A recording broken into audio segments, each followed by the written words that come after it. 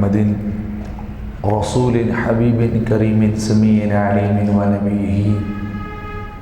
اما بعد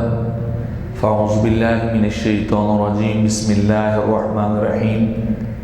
قد قال اللہ تبارک وتعالی فی الکلام المجید والفرقان الحمید الا لعنۃ اللہ علی الظالمین صدق اللہ العظیم وبلغنا رسولہ النبی الکریم وَنَحْنُ وَلَا ذَلِكَ لَمِنَ الشَّاهِدِينَ وَالشَّاكِرِينَ مولاي صل وسلم دائما ابدا على حبيبك خير الخلق كلهم محمد سيد الكونين والثقلين والفريقين من قرب ومن عجم ہزار بار بشویم دهن ز مشک و گلاب ہنوز نام تو گفتن کمال بی ادبیز. حمد و صلات کے بعد احباب زی وقار قرآن مجید فرقان حمید کا مختصر حصہ میں نے تلاوت کرنے کا شرف عظیم حاصل کیا. دعا گو ہوں رب کائنات کی پاک بارگاہ کے اندر خالق ذوالجلال کما حقہ بیان کرنے کی توفیق عطا فرمائے اور خالق کریم آپ کی اور میری حاضری کو اپنے دربار میں قبول فرمائے. رب کائنات نے ارشاد فرمایا لعنت اللہ علی الظالمین کہ اللہ کی لعنت ان پر ہے جو ظلم کرنے والے ہیں، جو معاشرے کے اندر بے چینی کو پیدا کرنے والے ہیں، دوسروں کے حق کو چھیننے والے، کسی غریب اور فقیر مسکین اور اپنے سے کمزور کے اوپر ظلم کرنے والے ہیں. ایسے لوگوں پر اللہ کی طرف سے لعنت برستی ہے، کیونکہ ظلم ایک ایسا ایلیمنٹ، ایک ایسا جز اور ایک ایسا عنصر ہے جو معاشرے کو برباد کر دیتا ہے، جو معاشرے کے امن و سکون کو ختم کر دیتا ہے. اور یہ ایک ایسا کبھی فعل ہے جس کو رب کائنات نے پسند نہیں کیا ہے. اور یہ بات بھی ذہن نشین رہے کہ معاشرہ کفر پہ تو قائم رہ سکتا ہے لیکن کبھی ظلم پہ قائم نہیں رہ سکتا. دنیا کے اندر اگر کسی نے کفر کیا ہو، اللہ کا شرک کیا ہو، درگزر کر دیتا ہے، لیکن ظلم کو وہ کبھی نہیں چھوڑتا ہے. یہ الگ بات ہے کہ وہ ظالم کو تھوڑی سی ڈھیل دے دیتا ہے، کچھ وقت کے لیے وہ مہلت دیتا ہے کہ شاید یہ سدھر جائے، اپنے گناہ سے تائب ہو جائے، اپنے گناہوں کی معافی مانگ لے. لیکن اگر وہ معافی نہ مانگے، حد سے بڑھ جائے، تو پھر رب کائنات پکڑ لیتا ہے. ابو موسیٰ اشعری رضی اللہ تعالی عنہ روایت کرتے ہیں، کریم آقا علیہ السلام نے ارشاد فرمایا کہ اللہ تعالیٰ ظالم کو ڈھیل دیتا ہے، لیکن جب اسے عذاب کے شکنجے میں جکڑ دیتا ہے تو پھر ظالم کو اللہ کے عذاب سے نجات نہیں ملتی ہے، پھر وہ اسی ظلم کی سزا کے اندر ہی پستا رہتا ہے، اپنے اعمال کے نتائج کو ہی بھگتتا رہتا ہے. اور میرے آقا علیہ السلام نے پھر یہ آیت پڑھی وَكَذَلِكَ أَخْذُ رَبِّكَ إِذَا أَخَذَ الْقُرَىٰ وَهِيَ ظَالِمَةٌ إِنَّ أَخْذَهُ عَلِيمٌ شَدِيدٌ کہ تیرے رب کا پکڑنا ایسے ہی ہے. جب وہ بستی والے ظلم کرنے والے تھے تو اللہ نے ان کے ظلم کی وجہ سے ان کو پکڑا، اور یقیناً ان اخذ علیم شدید، رب کائنات کی پکڑ بڑی سخت ہے، بڑی شدید ہے. جب وہ ظالم کو پکڑ لیتا ہے تو پھر کوئی چھڑا نہیں سکتا. ان بطش ربک لشدید، خالق ذوالجلال فرماتا ہے تیرے رب کی پکڑ بڑی سخت، بڑی شدید ہے، بڑی دردناک اور کربناک ہے، اور اس پکڑ کا سامنا کوئی نہیں کر سکتا، اس پکڑ کو کوئی سہ بھی نہیں سکتا. اللہ کی پکڑ اور اللہ کے عذاب کو کوئی برداشت بھی نہیں کر سکتا ہے. تو ظلم ایک ایسا عنصر ہے جو سوسائٹی کے اندر انسٹیبلٹی کو پیدا کرتا ہے، جو معاشرے کو ان بیلنس کر دیتا ہے. اور اس کے مقابلے میں اگر معاشرے کے اندر عدل و انصاف ہو، امن ہو، تو پھر معاشرہ نشو و نما پکڑتا ہے، پھلتا پھولتا ہے، ہر کوئی اپنے اپنے دائرہ کار میں اپنی استطاعت اور قوت کے مطابق آگے بڑھتا ہے. لیکن اگر ظلم ہو تو پھر معاشرے کے اندر ناانصافی اور بربریت کا دورہ شروع ہو جاتا ہے۔ حضرت ابو ہریرہ رضی اللہ تعالیٰ عنہ روایت کرتے ہیں کہ آقا علیہ الصلوۃ والسلام نے ارشاد فرمایا کہ جس شخص نے اپنے بھائی کی عزت یا مال پہ حملہ کیا ہو تو اسے چاہیے کہ وہ اس سے معافی مانگ لے، اپنے ظلم کی جا کے تلافی کر لے، اپنے ظلم کو اس سے بخشوا لے اور اس سے معافی مانگ لے اس دن کے آنے سے پہلے جب اس ظلم کی معافی اور تلافی کے لیے درہم بھی قبول نہیں کیے جائیں گے، روپے پیسہ بھی قبول نہیں کیا جائے گا، بلکہ ہوگا کیا کہ وہ جو ظالم ہوگا اس کے اعمال صالحہ نیک اعمال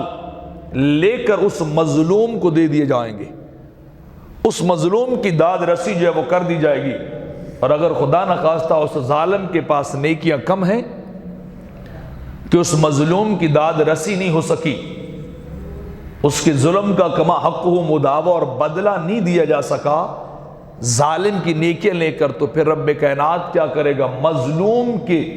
گناہوں کو لے گا اور لے کے ظالم کے کھاتے میں ڈال دے گا، اس کے نامہ اعمال میں ڈال دے گا، اس کا بوجھ اتار کر مظلوم کا جس کے اوپر دنیا میں ظلم ہے ظالم کے کھاتے میں ڈالا جائے گا،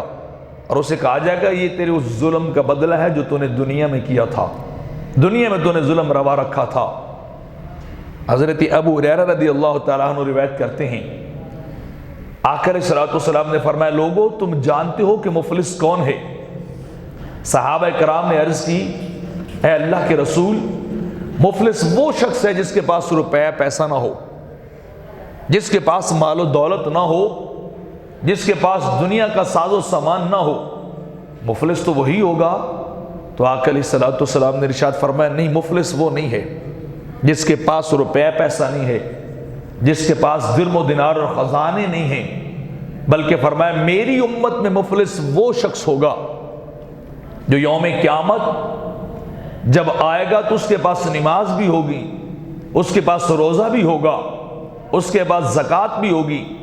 صدقہ و خیرات بھی ہوگا،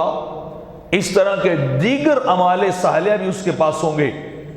لیکن جب وہ اللہ کی بارگاہ میں حاضر ہوگا تو ایک شخص اور آگے بڑھے گا اور بڑھ کے اللہ کی بارگاہ میں کہے گا باری تعالیٰ اس شخص نے دنیا میں مجھے گالی دی تھی، اس نے میرے ساتھ بد زبانی اور بد اخلاقی کا مظاہرہ کیا تھا۔ دوسرا شخص رب کائنات کی بارگاہ میں آگے بڑھ کے آئے گا اور عرض کرے گا باری تعالیٰ یہ شخص جو تیری بارگاہ میں کھڑا نے اس نے دنیا میں میرے اوپر تہمت لگائی تھی، میرے اوپر اس نے الزام جو وہ لگایا تھا۔ اور تیسرا شخص آگے بڑھے گا اور بڑھ کے کہے گا میرے خدا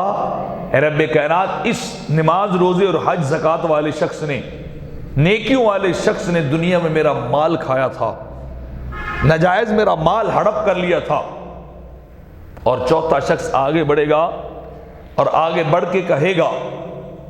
کہ میرے اللہ اس شخص نے جو تیری بارگاہ میں کھڑا ہے میرا خون بہایا تھا،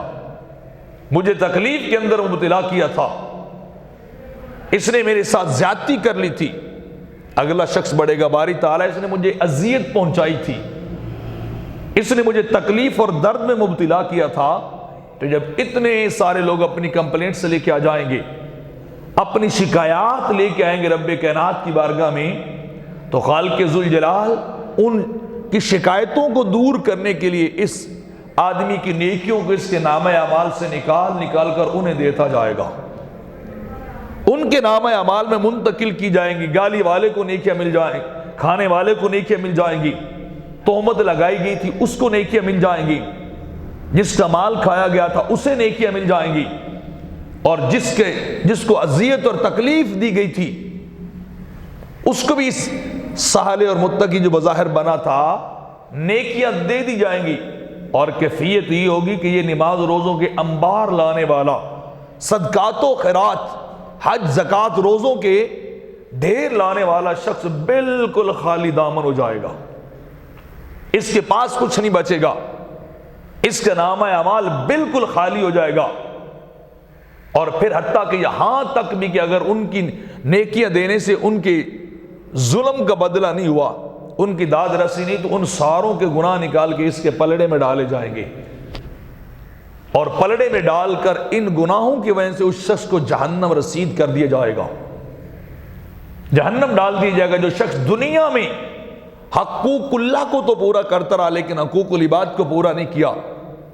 کسی پہ زبان درازی کی ہے، کسی پہ دست درازی کی ہے، کسی کے مال کو لوٹا ہے، کسی پہ تہمت لگا دی ہے،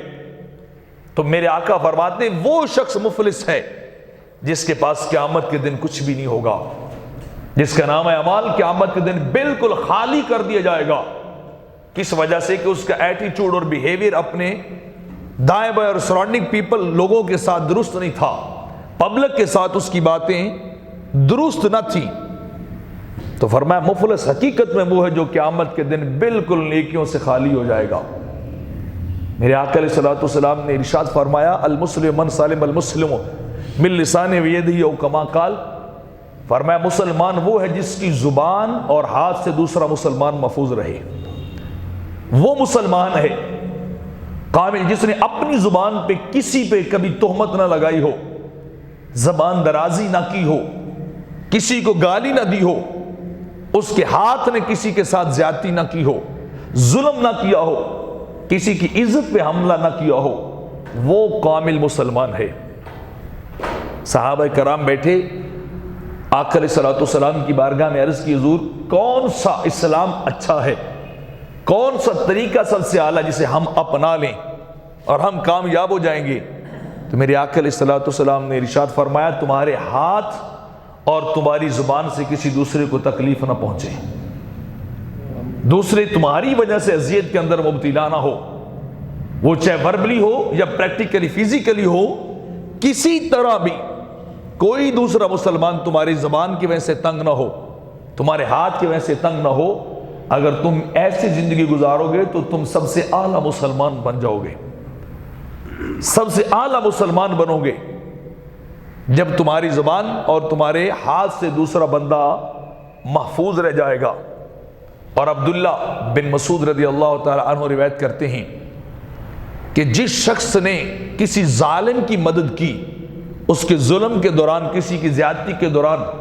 تو رب کائنات ایک دن اس ظالم کو اس مددگار کے اوپر مسلط کر دے گا۔ جس طرح وہ دوسروں پہ ظلم کرتا تھا وہ اسی طرح اپنے معاون، اپنے ہیلپر کے اوپر بھی مسلط ہوگا اور ظلم کرے گا، اور جیسے وہ دوسروں کے ظلم کو دیکھ کے خوش ہوتا تھا، ہلا شیری دیتا تھا، اس کے ساتھ مدد کرتا تھا کہ تمہیں ایسا کرنا چاہیے، تمہیں ایسا ضرور کرنا چاہیے، ایک دن آئے گا اس کا نتیجہ یہ کہ وہ ظالم اپنے ساتھی پہ ظلم کرنے والا بن جائے گا۔ اور میرے کریم آقا علیہ الصلوۃ والسلام نے ظلم کے متعلق ارشاد فرمایا، آمنہ کے لال ارشاد فرماتے ہیں کہ جس شخص نے جانتے بوجھتے ہوئے علم ہونے کے باوجود ظالم کی مدد کی وہ بندہ اسلام سے نکل جائے گا، وہ اسلام کے دائرے سے خارج ہو جائے گا۔ جس بندے نے ظالم کے ہاتھ کو مضبوط کیا، اس کی مدد کی اور اس کے ساتھ لگا رہا کہ تم ظلم کرتے رہو، اور اس مظلوم اور پسنے والے کی آہ و بکا کو نہیں سنا، اس کے درد اور دکھ کا احساس بھی اسے نہیں ہوا ہے، تو ہوگا کیا؟ میرے آقا فرماتے ہیں یہ عمل اسے اسلام کے دائرہ سے خارج کر دیتا ہے، اسلام سے باہر نکال دیتا ہے۔ تو میں نے ابتدا میں عرض کیا تھا کہ معاشرے کے اندر ظلم یہ ایک ایسا عنصر ہے جو معاشرے کو تباہ و برباد کر دیتا ہے، معاشرے کو بالکل نیچے کی طرف لے کے جانے والا ہوتا ہے۔ کوئی ملک، کوئی معاشرہ، کوئی سوسائٹی ظلم کے ساتھ قائم نہیں رہ سکتی ہے۔ حضرت علی رضی اللہ تعالیٰ عنہ فرماتے ہیں مظلوم کی دعا سے بچنا، مظلوم کی آہ سے بچ جانا، کیوں؟ اس کی آہ سیدھی عرش کی طرف جاتی ہے اور وہ اللہ سے اپنا حق مانگتا ہے، اور رب کائنات کسی مظلوم کا حق نہیں رکھتا، وہ اس کا حق اسے ضرور دیتا ہے۔ مظلوم کی آہ اور اللہ کے درمیان کوئی واسطہ، کوئی رابطہ نہیں ہے، کوئی واسطہ اور رابطہ نہیں ہے۔ اس کی آہ اور اس کا رونا اور دھونا، اس کی آہ و بکا ڈائریکٹ اللہ کی بارگاہ میں جاتی ہے، اور جب وہ رو کے اسے پکارتا ہے نا تو اس کا عرش ہلنے لگ جاتا ہے، حرکت میں آ جاتا ہے کہ میری زمین کے اوپر میرے ہوتے میرے بندوں پہ ظلم ہو رہا ہے۔ میرے بندوں کے اوپر زیادتی کی جا رہی ہے، اور پھر وہ مظلوم کی مدد ضرور کرنے آتا ہے۔ اب ظلم یہ نہیں ہے کہ کوئی بڑا چودھری، کوئی نمبردار، کوئی دولت مند، کوئی بدماش، کوئی چور آ کے ظلم کر لے۔ ہم سے بھی ظلم ہو جاتا ہے، ہم سے کوئی کمزور ہوتا ہے، ہم اسے دبا دیتے ہیں، اس کی عزت سے کھلواڑ کر دیتے ہیں، اس کا جائز حق نہیں دیتے، کسی کا مال دبا لیتے ہیں، اپنے بھائی بہن کا، اپنی معاشرے کے اندر، اپنی فیملی اور خاندان کے اندر۔ ہمارا طریق بھی یہی ہوتا ہے کہ ہم کرتے کیا ہیں، ہم اپنے سے ماتحت اس کے ساتھ زبردستی اور زور جبر کر لیتے ہیں۔ ایک ایک سٹیپ کے اوپر رکھا گیا، جو جب بھی میں اپنی حد سے بڑھوں گا، اپنی حد سے باہر جاؤں گا، وہ میرا معاملہ ظلم ہی قرار پائے گا، وہ میرا معاملہ ظلم ہی قرار پائے گا۔ ابو میسرہ رضی اللہ تعالیٰ عنہ فرماتے ہیں، ایک آدمی کو جب سپرد خاک کیا جائے گا، اس کے پاس منکر نکیر کوڑا لے کے آ جائیں گے اور کہیں گے کہ ہم تجھے کوڑے مارنے آئے ہیں۔ تو وہ صاحب قبر ان سے کہے گا کہ دیکھو میں نے فلاں نیکی کی ہے، وہ کہیں گے تیرا ایک کوڑا معاف ہو گیا۔ وہ اپنی اور کی نیکی گنوائے گا، میں نے یہ نیکی کی ہے، وہ کہیں گے ایک کوڑا اور کم کر دیتے ہیں، حتیٰ کہ وہ مردہ انہیں نیکیاں گنواتا جائے گا۔ جب اپنی ساری نیکیاں گنوا چکا ہوگا، ان کے حساب سے کوڑے معاف ہوتے جائیں گے، لیکن آخر میں ایک کوڑا رہ جائے گا۔ تو وہ منکر نکیر اس سے کہیں گے کہ یہ کوڑا ہم تجھے ضرور لگائیں گے، تجھے ضرور ماریں گے، اور وہ کوڑا اس طرح کا ہوگا، جب وہ ایک بار مردے کو مارا جائے گا، اس کی پوری قبر آگ سے بھر جائے گی، وہ آگ کے شعلوں کے اندر جلنے لگ جائے گا۔ تو وہ صاحب قبر ان سے پوچھے گا، بتلاؤ تم نے مجھے کوڑا کیوں مارا ہے، تم نے مجھے یہ سزا کیوں دی ہے؟ تو وہ اس وقت فرشتے کہیں گے، یاد کر دنیا میں فلاں بندے پہ ظلم ہو رہا تھا اور اس نے تجھے مدد کے لیے پکارا تھا، تو نے اس کی مدد نہیں کی تھی، اس کے اس سختی کے عالم میں اس کے ساتھ تعاون نہیں کیا تھا، اور تو اپنا منہ پھیر کے نکل گیا، مجھے اس سے کوئی غرض نہیں، وہ جانے، ان کا کام جانے۔ حالانکہ تو جانتا تھا کہ وہ ظلم ہو رہا ہے، تو تو نے جب مظلوم کی مدد نہیں کی،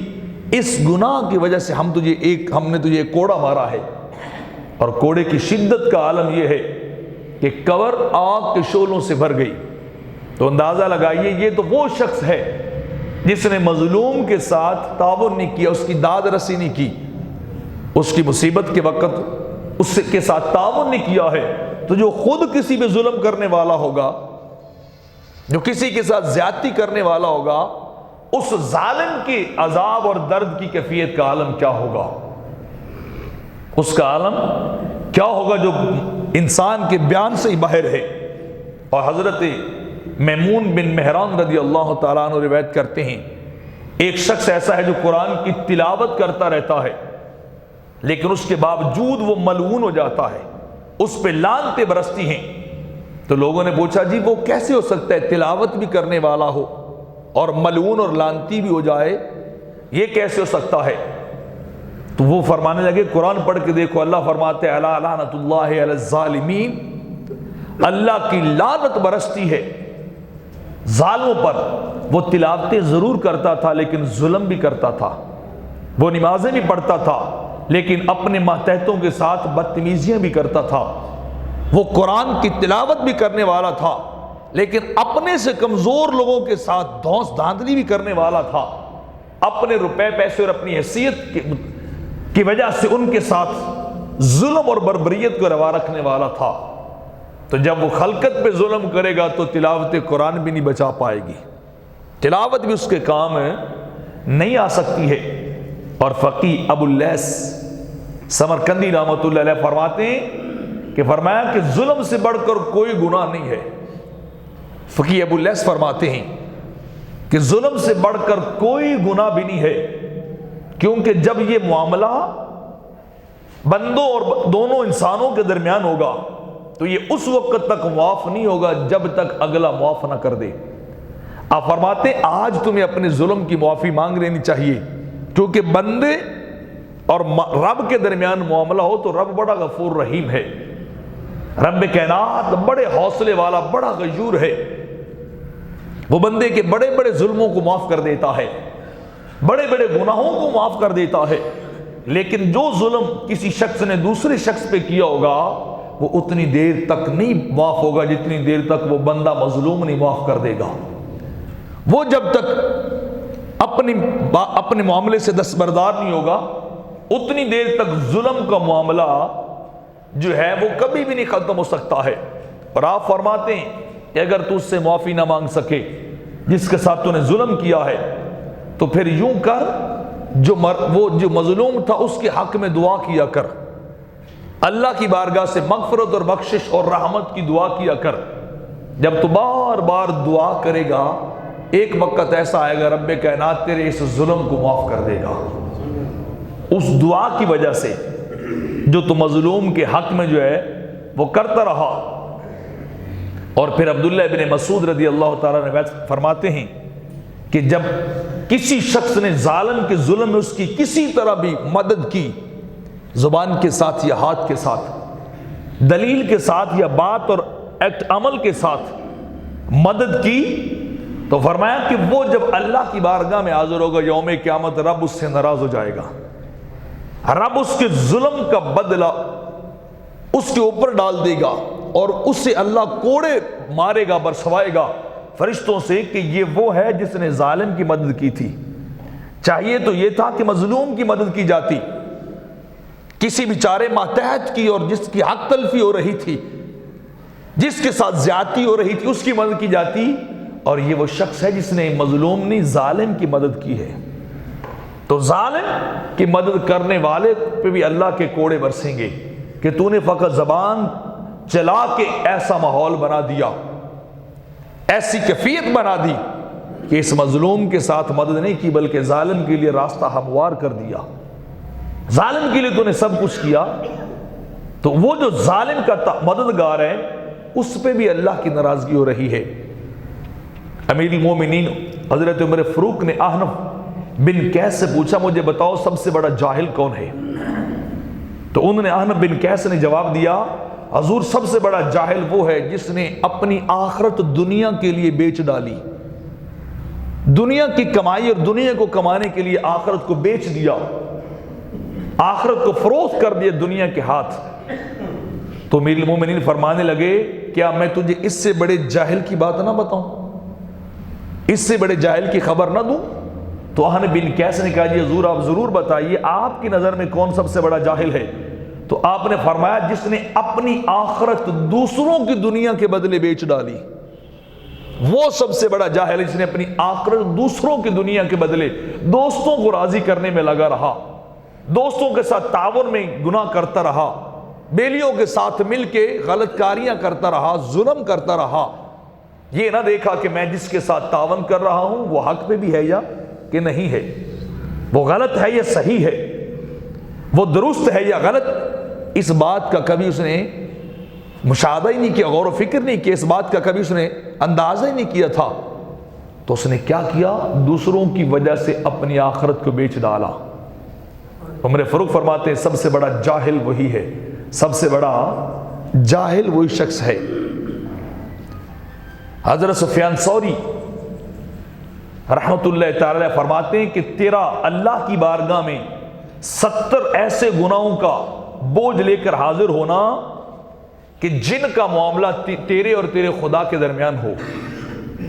وہ لے کر حاضر ہونا وہ آسان ہے، ایک ایسا گناہ لے کر حاضر ہونا جو بندے کے ظلم پہ مبنی ہو،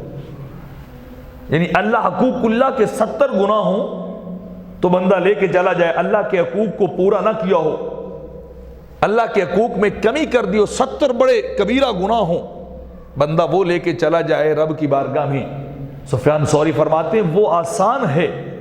اور کسی بندے کے اوپر ایک ظلم والی بات لے کے جانا اور پھر اللہ کے دربار میں جانا یہ سب سے بڑا مشکل ہے، یہ سب سے بڑی مشکل بات اور بوجھ والا گناہ ہے کہ میں بندوں پہ ظلم اور زیادتیاں کر کے جاؤں، بندوں کے ساتھ میں اپنے غلط رویے اور بد اخلاقی لے کر جاؤں، تو رب کی بارگاہ میں اگر جاؤں تو وہ زیادہ گناہ والی بات ہے۔ اور ابراہیم بن ادم فرماتے ہیں کہ ایسا شخص جس کے ذمہ قرض ہو، جس نے کسی شخص کا 1 روپے بھی دینا ہو، اس بندے کو کبھی روا نہیں کہ وہ انواع و اقسام کے کھانے کھاتا پھرے، وہ جناب زیتون اور ساگ کھاتا پھرے، وہ گوشت کھاتا پھرے، اور اس کے ذمے کسی دوسرے بندے کے پیسے ہوں، اس کو وہ انواع و اقسام کے کھانے نہیں کھانے چاہیے، اس بندے کا قرض ادا کرنا چاہیے۔ کیوں؟ وہ قرض اس کو پکڑ لے گا، وہ 1 روپیہ جس کا دبایا ہوگا وہ پکڑ لے گا، اسے وہ دینا ہی پڑے گا۔ اگر نہیں دے گا تو نیکیاں دوسرے کی طرف چلی جائیں گی، قرض خواہ کی طرف۔ نیکیاں نہ ہوئی تو مقروض کے گناہ، اس کے قرض خواہ کے گناہ مقروض کے ذمہ ڈال دیے جائیں گے۔ آپ فرماتے ہیں ابراہیم بن ادم، اسے کھانا نہیں چاہیے، اسے بھوک کو برداشت کرنا چاہیے، اسے روزے رکھ لینے چاہیے، لیکن بندوں کا قرض ضرور ادا کرنا چاہیے، بندوں کا بقایا جات انہیں ضرور جو دے دینے چاہیے۔ اور فضیل ابن عیاض آپ فرماتے ہیں کہ قرآن پاک کی کسی ایک کی آیت کی تلاوت اور اس پر عمل کرنا مجھے 1000 مرتبہ قرآن پاک ختم کرنے سے زیادہ پسندیدہ ہے، کہ انسان قرآن کو بن سمجھے پڑھتا رہے، غور و فکر کیے بنا ہی اس کی تلاوت کرتا رہے، اور یہ نہ سوچے میرا خدا مجھ سے کیا کہتا ہے، میرے خدا نے مجھے کیا ہدایت دی ہے، میرا خدا مجھ سے کیا ڈیمانڈ کر رہا ہے۔ تو آپ فرماتے ایک آیت پڑھ لیں اور اس کے اوپر عمل کر لیں،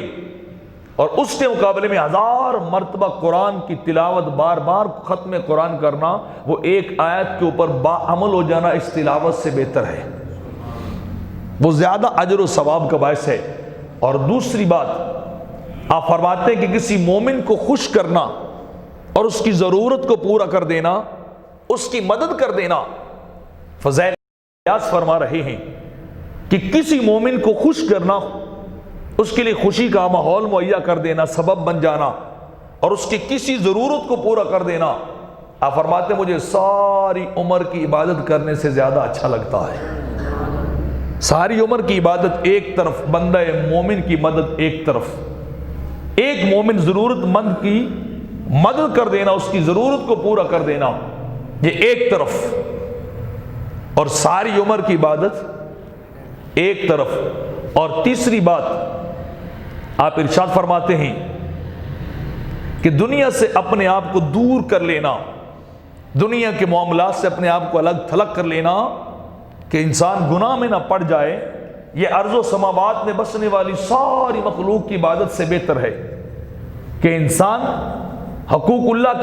کے بعد حقوق العباد میں جو ہے انسان کمی نہ کرنے والا ہو، اپنے آپ کو انسان جدا کر لے اور اللہ کی بندگی میں لگا رہے، یہ ساری انسانیت کی اور ساری کائنات کی مخلوق کی عبادت سے بہتر ہے۔ اور اگلی بات سننے والی ہے کہ فضیل بن عیاض رحمت اللہ تعالی علیہ فرماتے ہیں حرام کی کمائی کے درہم کا 6واں حصہ اللہ کے راستے میں خرچ کرنا، فرماتے ہیں یہ اتنا بڑا گناہ، آپ فرماتے ہیں حرام کی کمائی کے درہم کا 6واں حصہ چھوڑ دینا۔ فضیل بن عیاض رحمۃ اللہ علیہ فرماتے ہیں حرام کے 1 روپے کا 6واں حصہ چھوڑ دینا 100 حج کرنے سے بھی زیادہ ثواب کا باعث ہے۔ بندہ 100 حج کرے، ان کا اجر اتنا نہیں ہے جتنا بندہ ایک حرام کا پیسہ چھوڑ دیتا ہے۔ ایک حرام کے پیسے کا 6واں حصہ چھوڑ دے انسان تو یہ 100 حجوں سے بڑھ کر ہے۔ اور ہمارے معاشرے کے اندر اور ہماری سوسائٹی کے اندر آج کل کیا چل رہا ہے، ایک المیہ بن چکا ہے ہمارا کہ تاجر ہوں گے تو ساری عمر حرام کمائیں گے،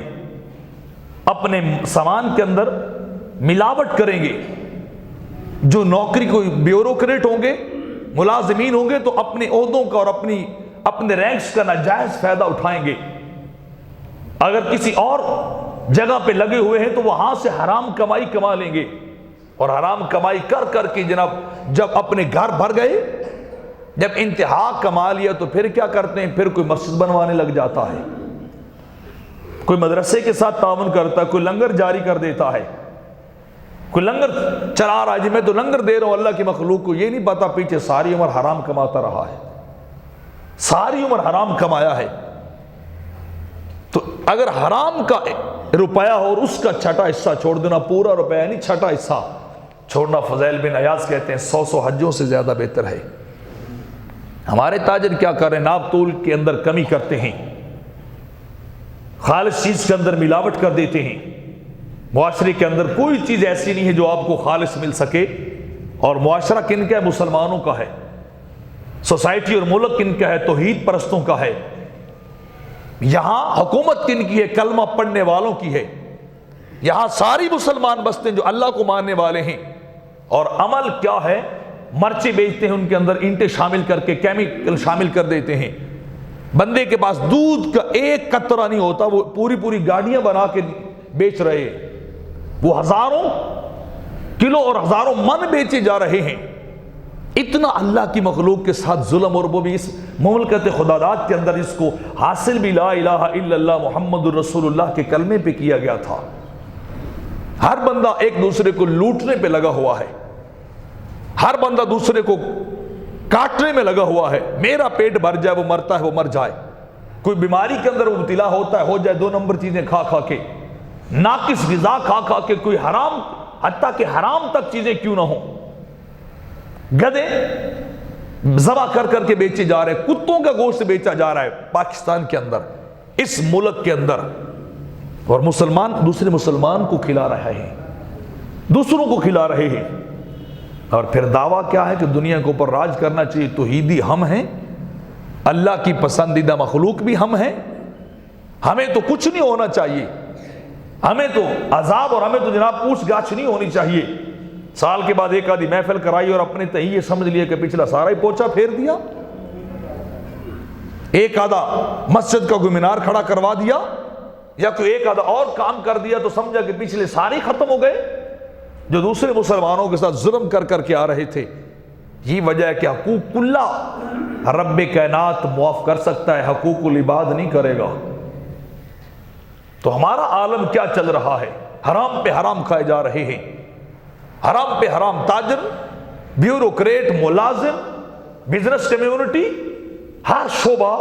اسی بات پہ لگا کہ شارٹ کٹ مارے اور راتوں رات کو جناب پتہ نہیں بلینئر بن جائیں، اربوں خربوں پتی بن جائیں. لیکن کیفیت کیا ہے؟ میرے آقا نے فرمایا تھا ابن آدم کے پاس 2 وادیاں سونے کی بھری ہوئی ہوں تو یہ تیسری کے پیچھے دوڑ پڑتا ہے اور اس کی ہوس ختم نہیں ہوتی، پھر اس کا پیٹ قبر کی مٹی بھرا کرتی ہے. قبر کی مٹی انسان کی ہوس کو بجھاتی ہے، قبر کی مٹی انسان کا پیٹ بھرتی اور دنیا کی کوئی چیز کا پیٹ نہیں بھر سکتی ہے. تو فضیل ابن عیاض کہہ رہے ہیں چھوڑ دینا چاہیے، چھوڑ دینا چاہیے. اور ابو بکر وراق فرماتے ہیں کہ اکثر و بیشتر دل کے اندر سے نور ایمان سلب ہو جاتا ہے. بعض اوقات بندے پہ کبھی کبھی ایسی کیفیت بھی آ جاتی ہے کہ انسان کو اپنا کوئی ذوق محسوس نہیں ہوتا، ذوق ایمان، حلاوت ایمان ختم ہو جاتی ہے. بندہ بوریت کا شکار ہو جاتا ہے، اکتاہٹ کا انتہائی شکار ہو جاتا ہے. تو ابو بکر وراق فرماتے ہیں پتہ یہ کیفیت کیوں آتی؟ وہ نور ایمان سلب ہو جاتا ہے، وہ حلاوت ایمان قلب سے نکال لی جاتی ہے. وہ کیوں؟ آپ نے فرمایا 3 چیزیں ہیں جو بندے کے ایمان کو سلب کر لیتی ہیں. فرمایا ایک تو دین اسلام پر شکر نہ ادا کرنا، اللہ کا شکریہ ادا نہ کرنا، اور دوسرا کہ اپنے نیک اعمال اور اسلام کے ضائع ہو جانے پر کبھی ایک خوف اور افسوس بھی نہ کرنا، اور تیسرا فرمایا دوسرے مسلمانوں کے اوپر ظلم کرنا. جب کوئی بندہ دوسرے مسلمان کے اوپر ظلم کرتا ہے تو اس کے اندر سے اس کی نور ایمان کو سلب کر لی جاتا ہے، حلاوت ایمان نکال لی جاتی ہے. پھر وہ خالی خولی پنجر رہ جاتا ہے، وہ نیرا سینہ رہ جاتا ہے، وہ قلب رہ جاتا ہے. اس قلب کے اندر حقیقت ایمان نہیں رہتی، حلاوت ایمان باقی نہیں رہتی جب بندہ دوسروں کے اوپر ظلم کرنے والا ہوتا ہے. اور حضرت انس رضی اللہ تعالیٰ عنہ روایت کرتے ہیں کریم آقا علیہ الصلوۃ والسلام نے ہمیں 3 چیزوں کی وصیت فرمائی. آپ نے پہلی بات فرمائی کہ اتنی کثرت سے موت کو یاد کرنا کہ وہ موت تمہیں دوسرے کاموں سے بیگانہ کر دے. اور دوسری بات ارشاد فرمائی کہ نعمت الہی پر اتنا شکر کرو کہ رب کائنات تمہاری نعمتوں کو بڑھا دے، اس شکریہ کی وجہ سے رب ان نعمتوں میں اور اضافہ کر دے. اور تیسری چیز آپ نے وصیت فرمائی کہ تمہیں دعا مانگتے رہنا چاہیے. پتہ نہیں کون سی قبولیت کی گھڑی ہوتی ہے جس میں رب کائنات دعا کو قبول کر لیتا ہے. اور 3 باتیں انس ابن مالک فرماتے سرکار نے ہمیں منع کی تھی آپ نے فرمایا کبھی وعدہ خلافی نہ کرنا، عہد اور وعدہ کر لو تو اسے پورا کرنا چاہیے، اور کبھی کسی وعدہ خلاف کی مدد بھی نہ کرنا کہ وہ اپنے وعدے اور عہد اور پیمان کو ایفا نہ کر سکے، پورا نہ کر سکے۔ اور تیسری بات میرے آقا نے ہمیں منع کی کہ تم کبھی کسی پہ ظلم نہ کرنا، ظلم کرنے سے بچ جانا، کیونکہ اللہ تعالیٰ مظلوم کی مدد کرتا ہے، اللہ تعالیٰ مظلوم کی مدد کرتا ہے۔ تو تین چیزیں کرنی ہیں اور تین چیزوں سے ہی رک جانا ہے۔ یزید بن سمرہ روایت کرتے ہیں کہ جہنم کے اللہ نے کچھ ساحل بھی بنا رکھے ہیں، جب اہل جہنم کے اندر جلیں گے، آگ ان کو جلائے گی، ان کے جسموں کو بالکل ختم کر دے گی، تو وہ کیا کریں گے؟ وہ جلدی سے عرض کریں گے ہم مہربانی کرو اگر ہمیں جہنم سے باہر نکال دو، ہم باہر جانا چاہتے ہیں۔ تو انہیں کہا جائے گا آ جائیے آپ کو باہر لے چلتے ہیں۔ تو جہنم کے جو ساحل ہوں گے وہاں سانپ اور اژدہے ہاتھیوں کی مانند ہوں گے، کھچروں کی مانند ہوں گے۔ وہ اہل جہنم سمجھیں گے کہ ہمیں باہر نکالا گیا ہے اور ہمارے لیے بہتری ہوگی کہ ہم باہر آ گئے ہیں، تو جہنم سے ہمیں کچھ نہ کچھ جو ہے وہ نجات مل گئی، کچھ نہ کچھ راحت اور سکون ملا۔ تو جب وہ باہر نکلیں گے تو وہ جو ہاتھیوں اور کھچروں کی مانند وہ سانپ اور اژدہے ہوں گے جہنم کے سائل کے اوپر دوڑتے ہوئے، وہ کیا کریں گے؟ وہ اہل جہنم کے چہروں کا گوشت نوچ لیں گے، ان کے ہونٹوں کو نوچ لیں گے، ان کے گوشت کو کھا جائیں گے۔ تو وہ حیران ہوں گے، وہ بھاگ کے جہنم کی طرف جائیں گے کہ ہم اس عذاب سے تو جہنمی اچھے تھے۔ تو جب جہنم میں دوبارہ جائیں گے تو رب کائنات انہیں خارش میں مبتلا کر دے گا، اتنا اپنا جسم رگڑیں گے آگ کی دیواروں کے ساتھ، آگ کی اینٹوں کے ساتھ کہ ان کا جسم جل جائے گا، اندر سے ہڈیاں نکل آئیں گی، ان کی ہڈیاں باہر آ جائیں گی، اور وہ پھر پوچھیں گے او فلاں جہنمی تجھے کیا چیز ہے، کیا وجہ ہے جو تو یہاں اس اذیت کے اندر کیوں مبتلا ہوا ہے، تجھے آج یہ تکلیف کیوں دی جا رہی ہے؟ تو وہ کہے گا میں دنیا میں رہ کے اپنے مسلمان بھائی کو تکلیف دیتا تھا، میں دنیا کے اندر رہ کے اپنے مسلمان بھائی پہ ظلم کرتا تھا، اس کے ساتھ زیادتی کرتا تھا اور اس کی تکلیف پہ خوش ہوتا تھا کہ دیکھو پھر میں نے اپنی قوت کا مظاہرہ کیا، پتہ چلا یہ میرے مقابلے میں آیا تھا، اس نے میرے سامنے سر اٹھا کے بات کی تھی، تو میں نے اسے تکلیف اور اذیت کے اندر مبتلا کیا ہے۔ آج اس تکلیف کے اس گناہ کے بدلے رب نے مجھے جہنم کی تکلیف میں مبتلا کر دیا ہے کہ نیچے جاتے ہیں تو آگ جلاتی ہے، باہر آتے ہیں تو ہمیں یہاں ہاتھیوں کی مانند کھچر وہ ڈستے ہیں، وہ کھاتے ہیں، وہ اژدہے جو بنے کھچروں کی مانند بنے وہ ہمیں عذاب میں مبتلا کرتے ہیں۔ اگر پلٹ کے دوبارہ جہنم میں آئے ہیں تو خارش میں مبتلا ہیں۔ آج رگڑ رگڑ کے ہم نے اپنے جسموں کو ادھیر ڈالا ہے، اپنی ہڈیاں باہر نکل آئی ہیں، لیکن اس تکلیف سے ہمیں نجات نہیں مل رہی۔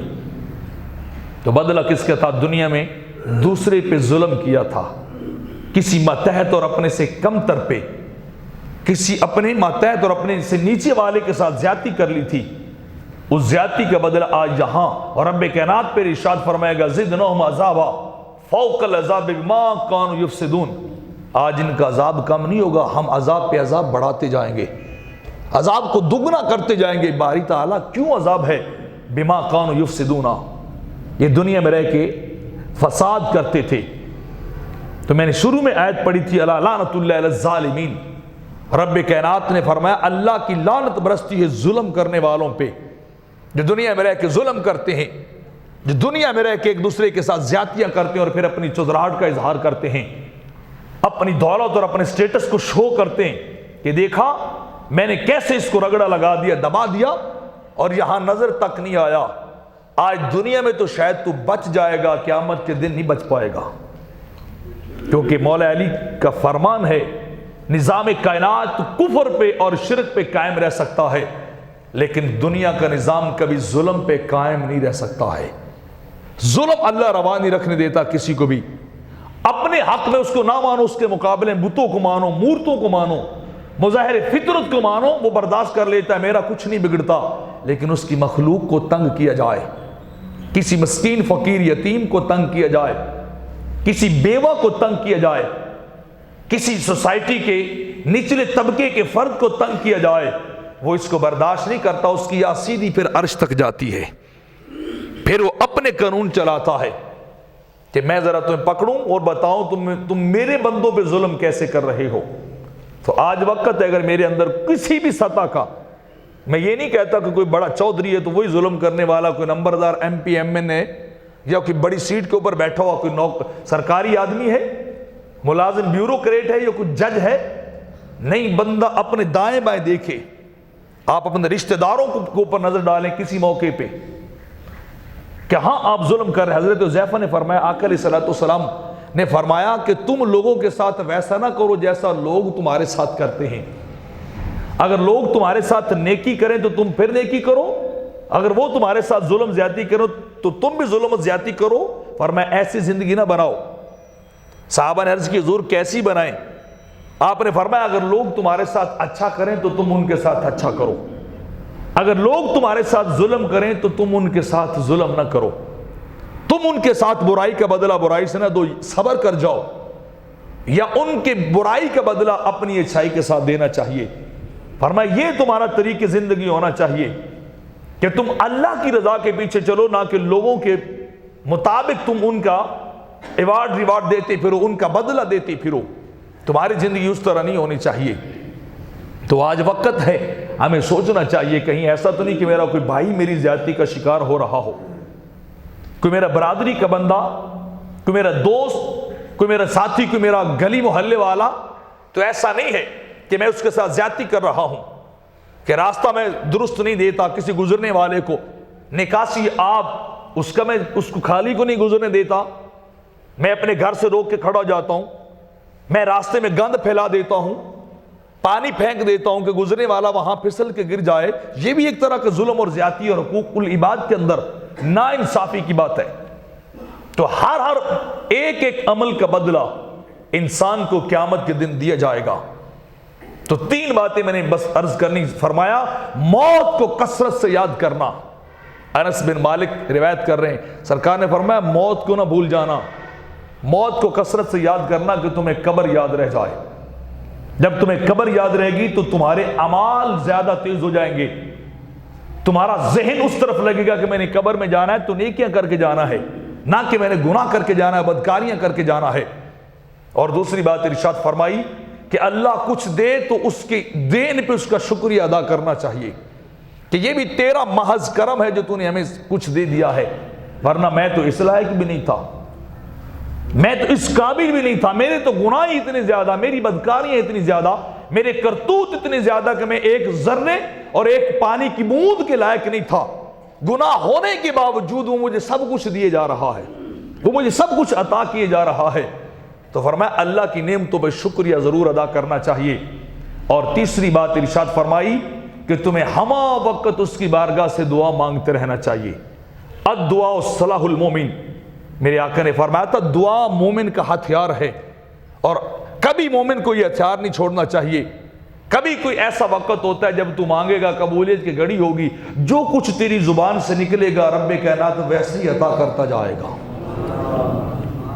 تو ظلم سے بچنا چاہیے، زیادتی سے بچنا چاہیے، معاشرے کو امن اور پیار اور محبت اور پیسفلی آگے لے کے جانا چاہیے۔ غریب اور مسکین کو دبانا نہیں چاہیے، اس کو اوپر اٹھانا چاہیے، اس کو اپنی طاقت نہیں دکھانی چاہیے، اسے اپنا پیار دکھانا چاہیے۔ ہو سکتا ہے شاید اس کی دعا، اس کے لبوں سے کوئی کلمہ نکلے اور مدد والے کا بیڑا پار ہو جائے۔ رب کائنات ہمیں حقوق اللہ کے ساتھ ساتھ حقوق العباد پہ بھی عمل کرنے کی توفیق عطا فرمائے۔